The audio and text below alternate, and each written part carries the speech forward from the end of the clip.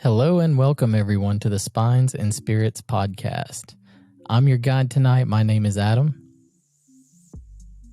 Followed by Gerald with a G, sometimes with a J, depending on the day. And the day is on G. And this is Christy. I'm Adam's wife, and I'm here against my will. She lies. So today is June the 6th, just like the episode we promised would drop, and we are looking into The Name of the Wind by Patrick Rothfuss. Just in case anyone wants to have like a little fun bit of trivia, does anyone know what today is June the 6th? Because on June the 6th in 1973, a little guy named Patrick Rothfuss was born. Is that coincidence that this is coming out today? I don't know. Maybe it is. Maybe it isn't. I mean, it's kind of like a stalker thing, but all right. Okay. So we are Spines and Spirits. The spines obviously relating to the books. Gerald, you want to tell us what the spirits are for? Oh, the spirits are these ain't the stories that we're telling that goes bump in the night. No, these are the spirits that you take a nice long sip on.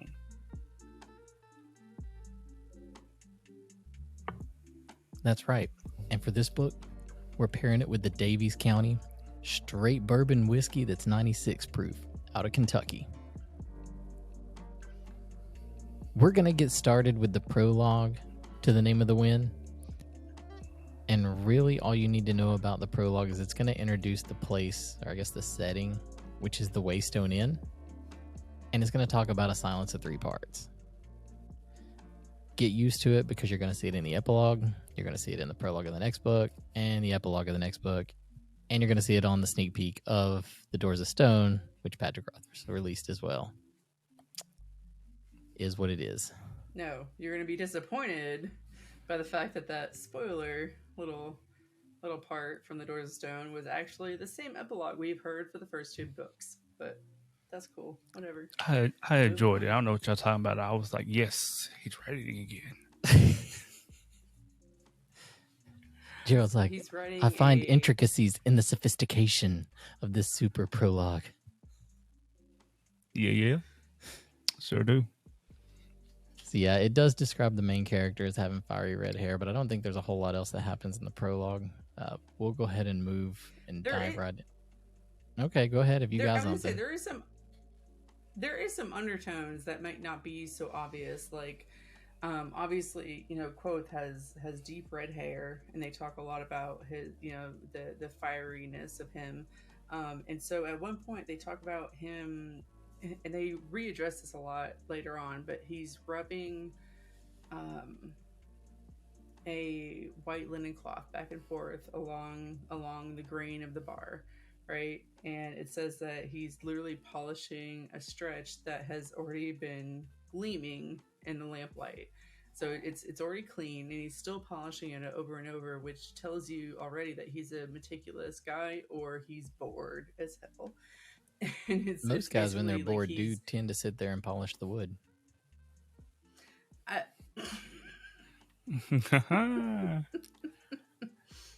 was good. It was laying right there, and that's what she said. Yeah, that was good. Okay. Anyways,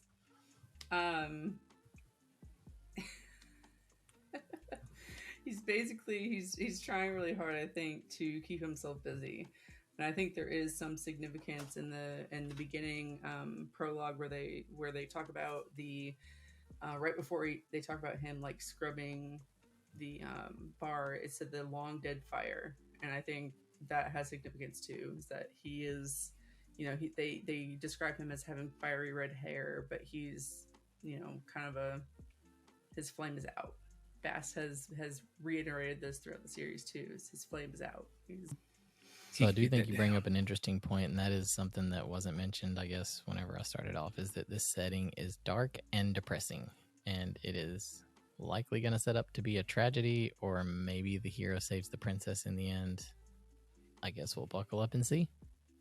So we move right into chapter 1, and it opens up by talking about a guy in there telling a story about Taborlin the Great. He introduces what will be eventually defined out to be a magic system. It introduces the Chandrian. Just kind of moving along through the chapter real quick before I toss it to you guys. A younger guy, Carter, comes in and he's carrying something in a cloth. He ends up setting it down. They kind of go back and forth wondering if it's a demon, but it's, the innkeeper Coat talks about how it's a scrael. Some people say scrawl. So one of the things it does mention shortly after the scrael is Coat talks about he is taken the name of Coat, and he's done it for unusual reasons. So we'll pay attention to that as we go along too. It introduces another character named Bast, and it also talks about a thrice locked chest. And just to set the tone for what's going on also in the world, is it talks about the penitent king and the rebels in Resevac, I think is what it's called. And something else that I took away from it was once the innkeeper, once the innkeeper stepped outside and was looking at the stars, he knew, the names of all of them and their stories. But it also talked about how it's a night with no moon. So that's something to pay attention to later as we go along. Now, if you want to say something, I'll say, Christy, you wanted to say something earlier. So what was it you were wanting to address? I was wanting to stop before, and I realized, it was an entire chapter, but I think that the unique thing about the series is that there's so many like stories within the story, and that I think that's like really important to the book. And right now, they're telling like one of the first stories you kind of get acquainted with is the Chandrian, and then about Tabler the Great, and it's, I don't know, just I thought that was one of those things that we should kind of dive into a little bit, because y'all probably know my theory. Everybody out there doesn't know my theory. I swear, because I know who the actual who Tabler the Great is, even though I have much disagreement with my peers about this. But either way, there's some evidence, that might be, interested to be pointing out, is that he knows the name of Stone. That's obvious. He's been able to break out of a room that has no doors, no windows. And we're all keeping in mind too is that like throughout the series, I think they talk a lot about these stories and how they don't really, like any story, they don't actually follow the truth, perhaps. Like like any story, they could be kind of truthful or follow basically the same blueprint, but not be super accurate on the details. So I don't know, it's kind of interesting to think about the possibilities of who these stories could actually be about while going through this book. So I disagree with your theory, but we won't get into the specifics of that yet. At least as far as who you think that Taberlin the Great is. We can talk about that once we get further in the book. Mm-hmm. Exactly. So Gerald, what do you want to add for chapter 1? Chapter 1, I have a few things I want to add. As everybody said, that we started out with Taberlin the Great, and seeing Taberlin the Great, when you first read it, you see that he is like the Merlin in his world, which is how you take it back from it. He knows the name of all things, and like Christy said beforehand, the Chandrian are following or pursuing him. One of the signs are been shown, blue flame. Yes. What I saw for Taberlin Great is like he's like the Merlin in this world. He's like he knows the names of many things, and like Christy said earlier, he knows the name of Stone. He knows the name of Wind, because he saves. That's how he saves himself to be from this story that old Cobb, the storyteller, is telling in the end at the time. And that's a significant thing about how Adam says how the magic in this world actually comes into play. It's just like you just have to know the name of things. Like if you knew the name of chair, I'm pretty sure you could probably break the chair. Is how it's kind of give off the point. And then they brought in the Chandran, like Christy said beforehand. The Chandran are these beings that have significant signs in this world, and it's pursuing Tabin the Great. So something that you talked about, when you were trying to go on about the magic in this world, another little snippet is Patrick Rothfuss talked about when he was designing this world. That is the one thing that has stayed consistent. He said one of the first things that he designed was that system that had to do with sympathy, and no matter how many revisions he had, it stayed the same. He said because it was hard for him to go against the math of it. He was like, if I could prove it with math, then I might as well keep it this way. And even, Bast, and I'm really surprised you didn't mention that, Joe, because you've said before in the past that Bast is your favorite character in this series, and he wasn't even in the initial write-up, right? We're going to learn about some other characters later who seem to be kind of big in this story that were not in the initial writing of it. But as we move forward, and as he did probably like 80 revisions, these other stories became fleshed out. And, I'm sure he started falling a little bit more in love with the way he was writing them. And that's what made him eventually give him bigger parts and write throughout this novel. You guys have anything else you want to talk about for chapter 1? I can't hear Christy. I can't hear you, Christy. You're muted. You mute yourself on accident somehow. Can you hear me now? Yes. Oh man, the whole time okay, we're gonna have to cut that. But anyways, Yep.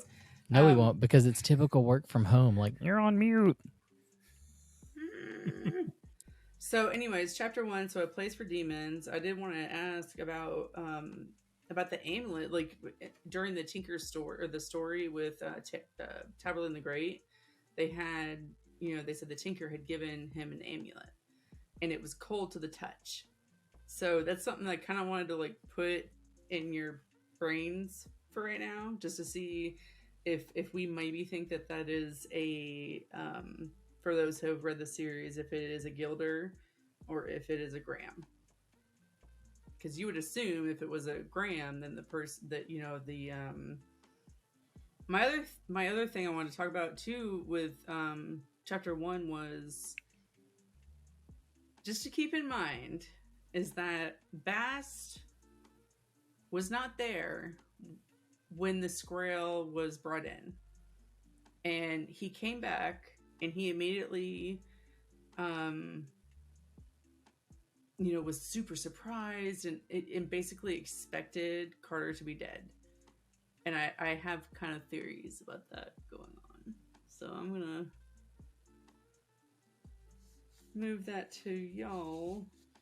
Okay. Okay. That's all I got. So that pretty much wraps up chapter 1 then, I guess, and our thoughts on it. And I'm going to take a hard left right here, because in the midst of reading this to my 12-year-old daughter, it talks about how... You may hear her giggling in the background. It talks about how Coat... Is she still awake? Yep. Yeah. It talks about how Coat uses, what is it, his iron needle and gut to patch up Carter. And her thoughts on that was he's using his own guts to do it. So she's like, their bro goes bleeding out. Bro. I think she might be a namer later on. She knows things. Bro bleeding out now. Yeah. Bro's bleeding out now. You might hear her. She's in the background. Fast forward to when Bast comes in and he sees blood on Coat, and Coat's telling Bast that he used nearly all of his gut on Carter to stitch him up, and her response is, there he goes bleeding out again. I mean, it was so random. Like it wasn't even like she was trying. Chapter 2 is called A Beautiful Day. It is One of the most cordial robberies you'll read about in a fantasy book. Like, everybody's super polite when they do it. It's very obviously highwaymen who are, trying to play the role of being in the king's army. And the chronicler even mentions that. He's like, it's very possible their commander was a low ranking officer at one point. But it's pretty short chapter. It's very straightforward. You find out a little bit how clever the chronicler can be with the way he moved his money around. But outside of that, there wasn't a whole lot that went on, and not a whole lot, I think, that advanced the story, other than moving the chronicler from point A to point B, and a reason that he's only able to get so far. So, do either of you have anything that you want to add to that?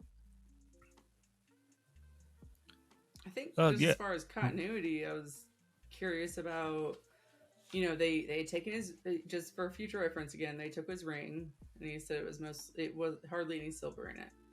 And just, we know he knows the name of iron. It's not a spoiler because it's a thing. So Gerald's going to kill me if I don't let him talk about the horse in this chapter. Talk about the horse. I don't care. No, it was good. Wait, my question is that, like, at the point or at the time, the caravan guy is touching his necklace, and the guy's saying, "Oh, it's mostly iron, sir." And the guy picks it up and touches it, but he just like lets it go, and he said, "There's no visible reaction." When, those of us who know the series know that if it's actually like a gilder, it would have hurt him to touch it. So it just kind of makes me wonder. He's not one to get between a man and his religion. I know. So that's what I kind of wondered. I don't know. Maybe that's just like a minor mystery that I'm like, did the guy like feel the spark and be like, "Whoa, God does not want me to take this," or Telu does not want me to take this, or is it just a continuity error on the part of Patrick Rothfuss? Where he's from too, it's a big superstition about iron being able to protect you from demons too. Mm-hmm. And you can't say that arcanists or arcanists, however you want to say it, you can't say that they are immune to superstitions, because we're going to see that in episode 2 when we meet like our full blown like old arcanist, right? Mm-hmm. My take on chapter 2 is is a funny saying. It's a guy that's robbing a carnival that says, he said, "If you were stark mad and riding a hobby horse down the road, I'd still take it off of you." The robbers are taking everything this man has, but yet they're being courteous, like Adam said earlier. They're the most chivalrous. Is that what you said, Adam? Is that the word you use? Cordial, but it could be cordial. Yeah, robbery that the chronicle had, and this lets you know that this man has been robbed many times before, and it's odd. What kind of luck do you have that you get robbed, where you have to hide things in certain places where the robbers won't want to take? I mean, it was a lot of interesting circumstances. The word I messed up. Circumstances. Yes, that befall him on that point. The chronicler says that he thinks the man was a part of the army and with the command he held. And the man said that, "Yeah, I'm selling this to." What? I said honestly, that. Yeah. I think he did. Yeah. Well, I was gonna say he was selling it to the army. Yeah.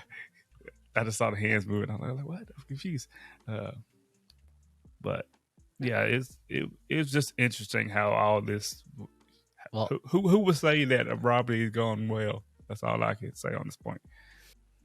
I think it's kind of funny too how, when we mention their chivalrous, and just in case if you're listening to this and you've never read the book and you're just doing it for, I don't know, entertainment purposes or to kill time, they're saying like, "Oh, this cloak is nice. You can take his cloak, but you better leave yours." Or, my tinderbox is broken, but I'll leave it for you if I can have this one.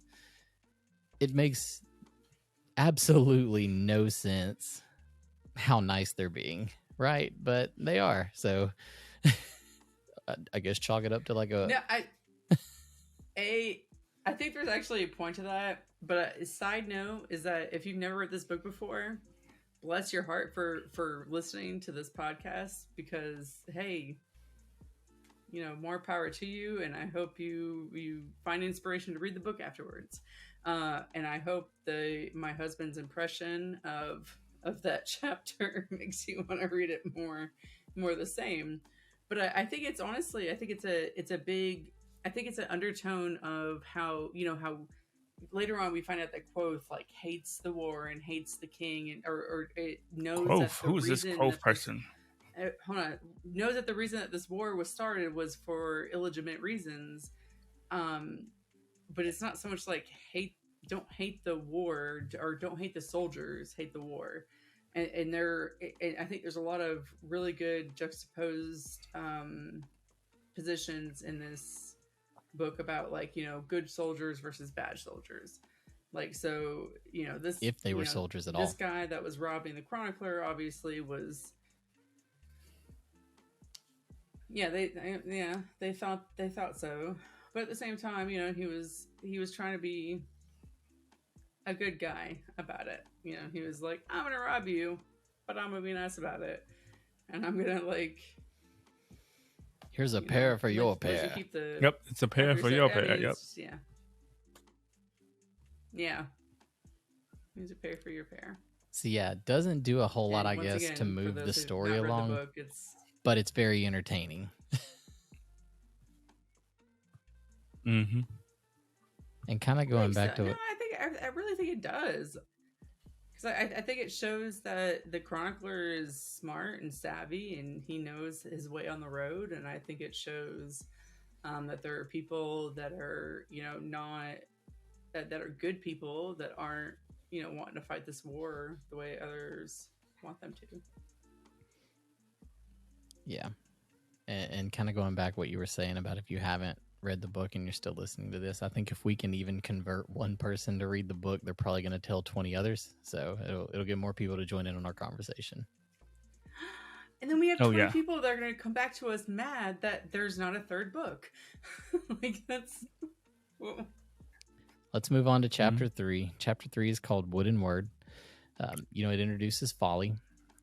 Graham brings in some, really hard wood that Coat has to mount.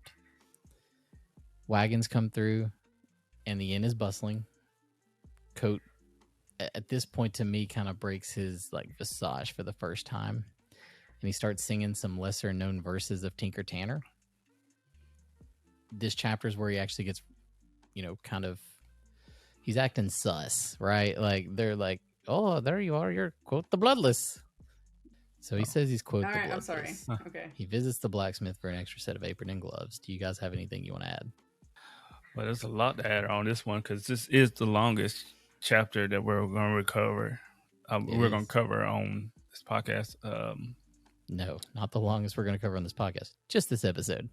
Well, I mean, on this episode, yes. On this episode, excuse me. And there was a traveling caravan that came into the inn. Wagoneers coming in with guards. I just didn't want to take all the meat from you guys. So yeah. It was a you might have to help us on a little bit. You might have to pull us a little bit. But now seriously. There was also a tinker. A tinker came into town, and the tinker was selling his wares. And then if you know anything about tinker, I think we covered just a little tad bit in the first chapter about how you're supposed to be kind to a tinker, you're supposed to be nice to a tinker, and it pays twice, thrice, which Coat has already said that that's not how it was supposed to be said.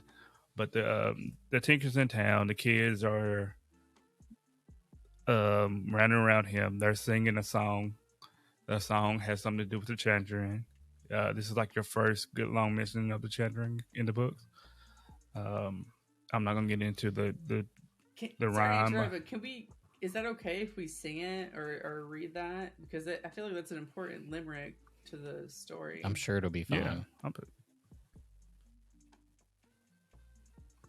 Who's going to read it? Gerald's gonna read it. I want Gerald to be knows it? super theatrical.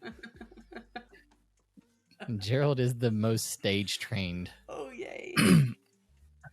All right, here we go. When the heart fire turns to blue, what to do? What to do? Run outside, run and hide. When his eyes are black as crow, where to go? Where to go? Near the far, where they are.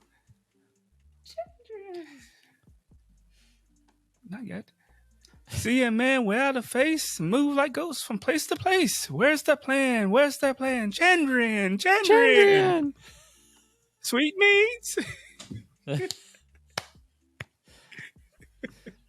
Just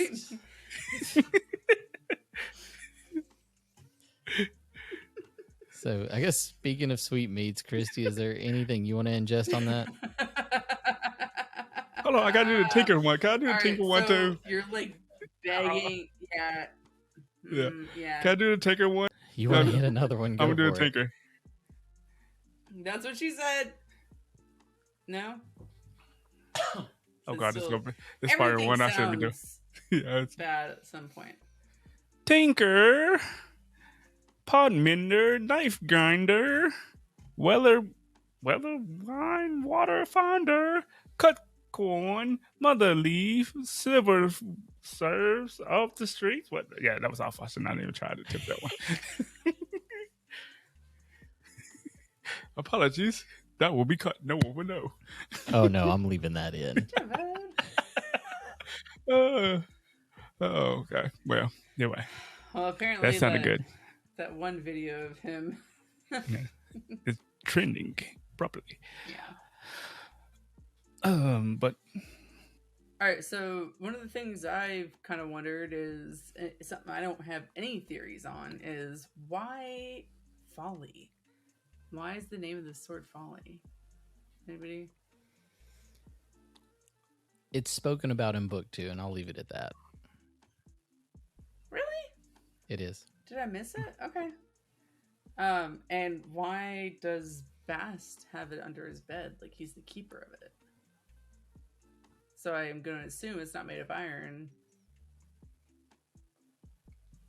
well, no, Alright. because Bass is able to hold it, and Coke got onto him. Was like, that's not some bar back. What did he say? No, he says back bar winch. bar wrench. Yeah, that you're holding. Yeah, It. That's a because proper also he lady. was handling it when he was trying to bring it to him. So, It was yeah, that's and not some. Gerald's actually talked to me about that one offline too, where he thinks that Bast is holding it because it would remind Coat of his real self, and that's all I'll say on that, so we don't deliver too many spoilers.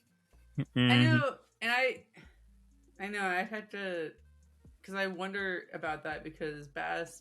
My next thing was going to be that Bass has gone out of his way to remind Coat of who he is. Like he has done horrible.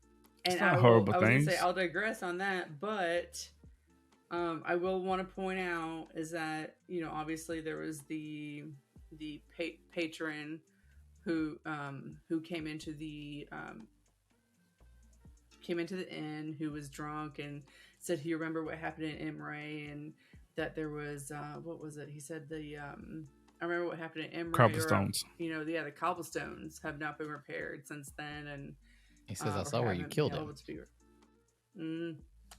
him. And then there's an interesting thing I think that is kind of missed at the very end of the chapter.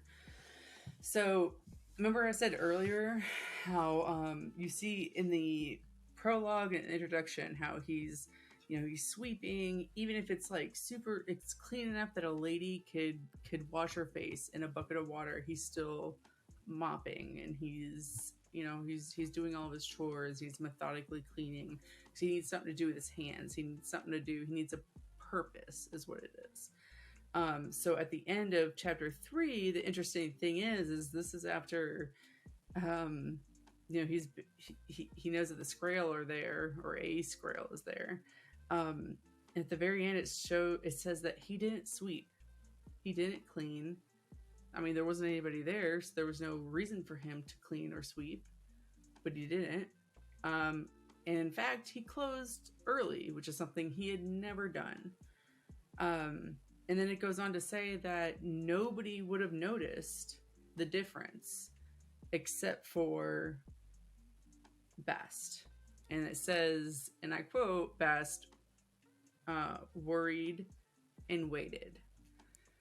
So it doesn't, if he knew it was going on, you would think that he would have went in there and tried to stop him, but. And I think that feeds in. Yeah, and I think that feeds in more to what Gerald was saying on how the chapter started, where Bast is keeping a piece of what could be Coates' past near to him. Maybe Coate made him do it so that way he wouldn't break that visage. But we see the swords coming out. We see him singing that other piece of Tinker Tanner. And that's one thing it mentions early on in the prologue is there is no music, because of course not. But now he's singing, and music and lyrics and poems, even though what is it? Words have to touch a man's heart before it'll touch his mind, or whatever it is. I can't remember what it is, but it plays a significant thing. Yeah. It plays a significant thing in this book. And so, right off the bat, like Gerald was saying, that sword is a piece of who he probably was. And now that's a little fracture, right? But then it goes on, and now he's singing, and there's another little fracture. And now he's quit obsessively cleaning. Maybe it's because those little fractures are turning into a crack. Who knows, right? That's interesting. Yeah, I like that. And to be honest, like I didn't even think about the sword thing until Gerald was bringing that up with Baz, and I was like, "Oh, okay, yeah, maybe we can tie this all together." I still I really do think that the orchestrator of all these little breaks and cracks. I mean, he even said it. He's made it plainly obvious. Bast is orchestrating this entire little. Yeah. So that takes us to chapter 4, which puts us halfway to Newarre, which is the road that we happen to be on right now. And the biggest thing that happens in this chapter is, Chronicler stumbles upon Coate. He doesn't know it's Coate right now. A battle ensues with the Scrael. And then they dispose of the bodies in the exact manner that a children rhyme describes, right? To me, the chapter is pretty straight. Let me tell you what to do. Dig a pit by 10 by 2. S&M and Robin 2. Yeah, I was gonna say, I don't have it in front of me, so excellent work. It, isn't it? Yay, Gerald. So, yeah, I am not your child. Yay. I mean, but he does injure the chronicler in this chapter. He hits him, but it's to save his life. And that's really what happens in this chapter. It's another kind of short chapter. You guys have anything you want to add or tag on to with this? Yeah. It's like you said, it started off with a chronicler meeting Coate. But it starts off with the chronicler walking, and it's saying that he's walking with a limp. And it was fine at first because he was like, oh, well, I'll just, I could go buy me another horse because I still have money left over. But now he was just walking to try to get weight. Trying to put weight off his legs the most. But now it's not helping because he's not able to find any other transportation to where he's trying to get to. So he's it's showing that he's not really used to walking these great miles of where he's trying to get to. And he stumbles upon Coate on the side of the road where Coate has now had a bonfire, I would say. Well, it's a campsite really. And when he meets Coate, Coate kind of scares him because he's like dressed as how would you say? He's looking kind of silly. He's got a apron from the blacksmith. He got the gloves from him, and he's got like a sword that the Chronicle said he thought he had, but then he comes to find out it's just a cauldron of iron. And he's like, "Yeah, I don't know what you're doing here, buddy, but can I still warm myself up by your fire? really You know, just want to warm my bones. yeah, see? Yeah." Have you had And, bad luck your entire life, or are you saving it all for tonight? Yeah, that's what Coach said to him. He's like, "But good God, really? Okay." He's like, "Well, shut up. Look, you can't Yo, leave now." Take you anyway. Yeah, yeah. Oh, Taylor, yeah, we'll retell you Take you anyway. anyway. Yeah. So, Coach quickly explains to the chronicler, like, "Hey, you know, you shouldn't have been traveling at night, but now since you're traveling, I'm going to tell you the situation that's going on, and you look like you're an educated man. So, as an educated man, there's demons out tonight." And Chronicle says, "There's no demons." And it's like, "Yes, normally on any other night it would not be, but tonight it is." So that's when the squirrel. Did I say it properly that time? Okay, there. I'm still say squirrel. Has He can only think straight if he says it in the wrong way. Yep. It messes me up. For what it's worth, Patrick Rothfuss said there's no wrong way to say these. Yeah. He did. So the squirrel has begun to come out, and one jumps on the chronicler, and the chronicler is panicking. He's flying around, and he falls and hits his head and kind of knocks himself out. And then when he wakes back up, he sees Colt saying, "Hey, you're all right there. You know, take your time getting up." He gets up. He's like, "What happened?" "Well, one was all over you. I kind of broke some of your ribs, but I couldn't help it. I had to save your life. So since you're good, can you help me dig?" And then the chronicle passes back out. It's interesting that Colt has now have to fight off. It doesn't tell you how many of these squirrel. It does. Does it tell you how many? 5 already? Okay, so 5 of these squirrels he had to fight off. And then had to dig a pit to bury them. And then also now have to carry this wounded person that he's now just met to save his life. So normal innkeep is what I'm going to say will do all these things. Yeah, right. So that pretty much wraps up halfway to Newarre, which means we're here. We're in Newarre.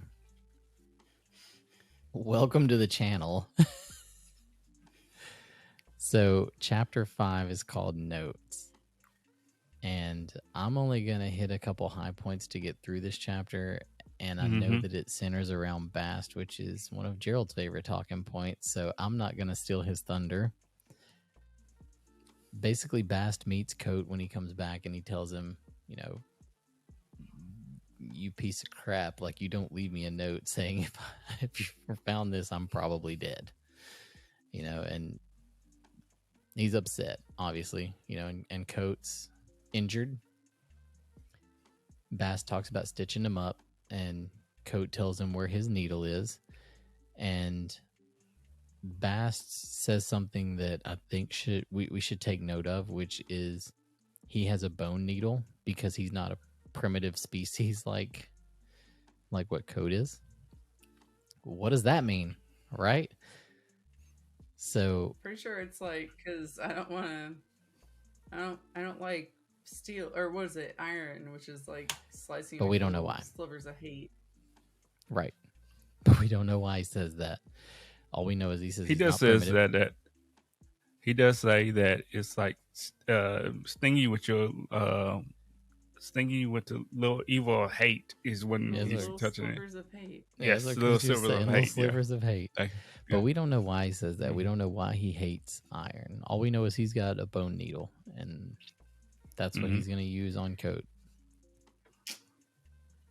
Do you want to know what I was going to say? Like, maybe is it too soon? One more thing. Interject. One more thing to add is right before the chapter ends, Bast speaks or kind of sings Coat a lullaby. And again, this ties back into there not being music in the beginning, right? Then there was Tinker Tanner and there were people around and there was a crowd, and maybe there was a reason why there was music back then. But now it's just the 2 men at the bar, the same 2 men who were mentioned in the prologue. Yep. And let's not forget the Chronicler's still knocked out, so I'm not counting him. But it's the same 2 guys here at the Waystone. And now there's kind of some singing going on, right? So that's something to, I think, take note of as well. So what parts of this chapter, if any, I guess, did you guys think was kind of like impactful to the story? I'm very curious about you've been very not so subtle about the whole bone part. And I think you'll learn later on is that, I mean, I don't think it's really a thing that namers know, the name of bone. So I wonder if that maybe was a part of the Fae. That's a good point that you bring up. For reading both the books, yeah, I don't think the name of bone is ever discussed.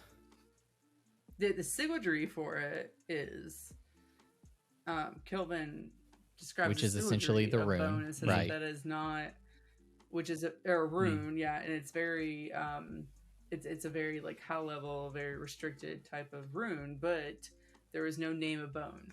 So it makes you wonder is especially later on, the Fae realm was these are the original namers, the original creators. So I assume that was a name that kind of wasn't available to them. So maybe. All right. So Gerald, do you have anything that you want to add to chapter 5? Because like I said, I know this is kind of heavy into your favorite character.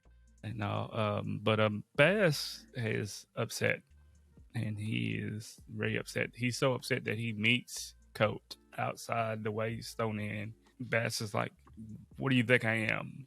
You think I'm dumb? You're acting mysterious." So they help the Chronicler into the inn. He's like, "You lied to me. Why would you lie to me?" Bass was so hurt. He seemed like he was more hurt for the fact that he couldn't trust him to help him do the tasks that are going on. When he's laying him down to sleep, he checks on him hours later. Coat sleep. Bassy's Bassy. Bashy. Bassy. Bass takes a chair and sits by his bedside. And then, like Adam said, there's not been much singing lately. And Bass begins to sing. I'm not going to get into the singing. My part on thinking on the lullaby is that Bass is showing himself more than what he is supposed to be. Later on, you will find out what Bass is, and I will come back to this point. All right. So that takes us to the end. So, okay. When Coat comes back and, he said he's killed 5 squirrels, something. What is it that Bass says? He says, he's talking to he's talking to Bast, and when Bast finds out that it was 5 Squirrel, he goes, Reshi. What is it that he says? You want to know the wording? He's yeah. Saying, Capone, not Reshi. Capone. There we go. So, I do think that's funny, and that's something that I will say I haven't used it as much, but like I remember when my daughter was a little bit younger and I was really heavy into these books. One of the things that they talk about with Coat and Bash when they talk is he's like, "I need you to listen 3 times." And he's like, "I hear you 3 times." And I used to do that to her, where if it was something serious, I'd be like, "Hey, I need you to listen 3 times and say what it is." And did she? Never. Because teenage girls are mean. I hope she hears that. She's gonna be like, I'm not mean. So that ends chapter 5. She's We're too gonna go ahead. angsty and cool to even listen to this. We're going to move into chapter 6, which is called The Price of Remembering. This is a bit of a longer chapter. It's not near as long as chapter 3, but it does set up a lot of things. So, like I'd said in the last chapter, the chronicler was out. He was not awake. He was there, but not awake. So in this one, he wakes up. And at this point, the chronicler is trying to convince Coat, number one, that he knows who he is. And number two, he wants a story. I don't think he actually introduces himself. I think Coat kind of figures it out that he is the chronicler. He is Devin Lockhees.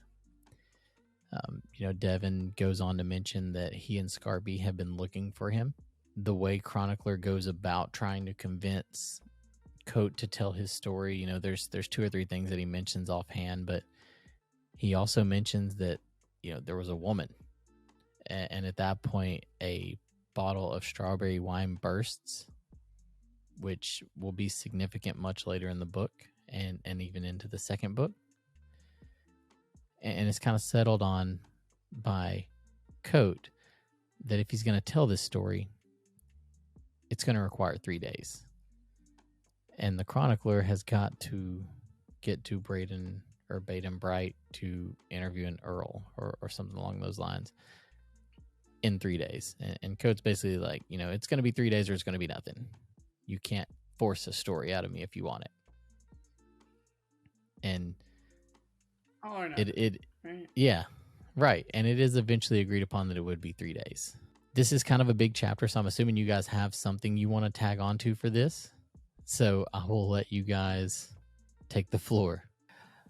We go into chapter 6, like Adam says, that the chronicler is now walking down the stairs. Coat, being an innkeeper that he is, like, oh, glad you're back with us. How's the head? How's everything? Da-da. And the chronicler goes, and he's like, my God, it really is you. And Coat's like, beg your pardon? I don't know what you're talking about.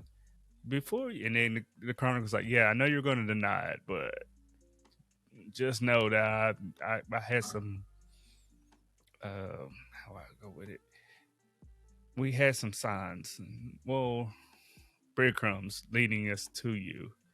And like Adam said beforehand, you found out that it was the chronicler and Scarpy. That later on you'll find out who Scarpy is. I'm saying Scarpy wrong, but you'll find out who Scarpy is later on. Scrumpy is the one that hangs out with the squirrels. Yes. So,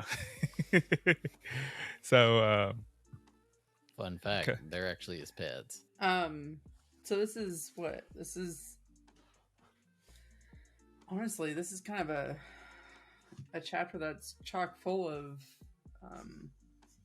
a lot of hints to come. You know what I mean? Like of things that are to come. And a lot of like famous quotes that are the best, like only priests and fools are fearless, and I've never been on the best of terms with God. Like that's obviously everybody loves that quote. And then the best lies about me are the ones that I told. I think that's pretty significant because we honestly don't know if this is going to be like a situation where, if this is going to be a situation where, honestly, the whole thing, he might be literally telling his entire story to the chronicler, and it could just be a lie.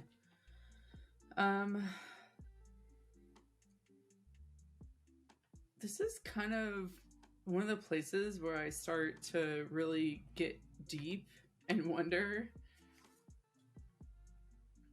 if there's like some time jump travel going on here. And maybe this is me reaching, but I mean, the chronicler comes up there, right? And he says he's apparently famous as far as, he's famous to Quoth. Quoth remembers him about, he says, I read the mating of the Draculus or whatever, the common Draculus. So he said he's read his book, at this point. And but at the same time, the chronicler, and I don't know if it's in this chapter or later, but he reacts and says, like, I've heard stories about you at the university. Like, I remember listening to stories about you while I was at the university, while he was at the university. I mean, why would somebody have published a book and then gone back to the university? And I don't know. I think the There's whole an easy thing answer for that. is a far-fetched theory that possibly ties in to the Tablin stuff. What? I mean, they talk about how different people like go off to chase the wind later. Mm-hmm. And so he could have went and studied this lizard, wrote the book, whatever, had it published, and then decided, like, I'm going to go on my own way for a little while. I'm going to travel the world. I got a little bit of fame doing this novel or this write-up for the Novella. Whatever, for the Dracus. So he goes back off, gets more worldly experience, right? And in that time frame, say it could have been 5 to 10 years, he misses that small amount of time that he's at the university. He comes back, and then, you know, at that point, he may not have even been like Rilar or whatever. And at that point, that's when he ended up, you know, finishing that, learning the name of iron or whatever, and gaining that piece from the university. Because it you know, even Elodin talks about that, where he says the name of iron. We don't, and I figure we'll edit this stuff out this time about the future anyway, and we can always drop it into a future episode.